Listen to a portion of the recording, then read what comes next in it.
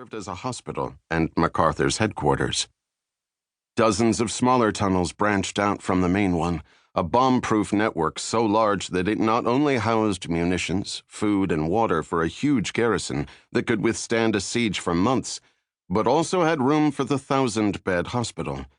In the 3 years since the Japanese conquered Corregidor, they had fortified their positions, digging out additional tunnels to augment the extensive system built by the Americans, some of which had been collapsed intentionally before the 1942 surrender.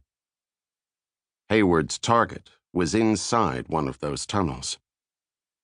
Kakoa took stock of the dozens of casualties and found out that 2 of the men who had died were in his platoon. Kakoa had served with both of them in the National Guard in Honolulu before joining the Army after the attack on Pearl Harbor. He then fought side by side with them during the invasions of New Guinea and the Filipino island of Leyte. They weren't the first men he'd lost, and judging by the insanity of this mission, they wouldn't be the last either. The explosion had closed off the entrance. They had to find another way in. Under Hayward's direction, Kakoa gathered his platoon and headed toward the south side of Malinta Hill. The sound of rifle fire and artillery blasts continued non-stop from around the island, and Kakoa was bathed in the stench of gunpowder and burnt flesh. When they reached their new position, Kakoa and Hayward crouched in a foxhole to plan the assault. When he asked Hayward for orders, the captain hesitated and then asked, "What do you suggest?" "Have you ever been in battle before, sir?" "I think you know the answer to that. My office is in the new Pentagon building. This is the first time I've been outside the United States, let alone under fire." "What do you do in Washington?" "I'm a biochemist." "I don't even know what that is. What I do know is that it's suicide to go into those tunnels before we've cleared them out." Hayward gave him a half-hearted grin. "I thought you promised to get me through in one piece." "I'll do my best, sir, but these defenders are fanatical. I've heard from soldiers in some of the other battalions that they're strapping bomb vests to their chests and running at us kamikaze style.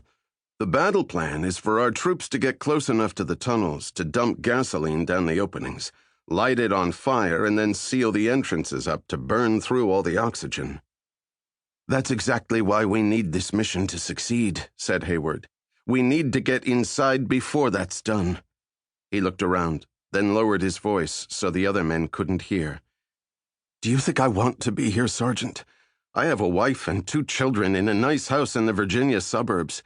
I was a college professor at Georgetown before this all started. I am not a warrior." "Then why are you here, sir?" Hayward sighed with resignation.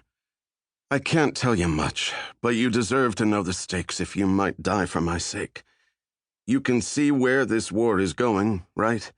The way we're hopscotching islands northward?" Kakoa nodded. "The war is nearly over in Europe. It's just a matter of time until Germany gives up, which means the U.S. will turn all its resources to this side of the world. Our government has said we'll accept nothing less than unconditional surrender. So what do you think the ultimate goal in the Pacific is?" "The invasion of Japan." "Right. Look around you. We're fighting like mad for every yard on this tiny rock. Now imagine what it will take to conquer the home islands with every citizen willing to fight to the death for their beloved emperor." Kakoa frowned. "I don't want to land on the beaches of Japan any more than the next guy, but if that's what it takes to end the war, I'm willing to do it. My research group believes there is something in these tunnels that could make the cost of taking the home islands too terrible to conceive." Kakoa stared in disbelief at Hayward and waved his arms at the destruction around him. "Worse than this?" Hayward nodded solemnly. "You've heard the rumors that the Army is manufacturing 500,000 Purple Hearts in anticipation of the invasion of Japan?" "That's the scuttlebutt." "It's true." The captain scientist pointed toward the tunnel complex. "But if we're right about what's in there, it won't be nearly enough." Kakoa grimly nodded at Hayward. "We'll get you in there. Where do you need to go once we're inside?" "Thanks, Sergeant," Hayward said. "I'm looking for a lab in one of the Navy tunnels. It may have collapsed in the original Japanese..."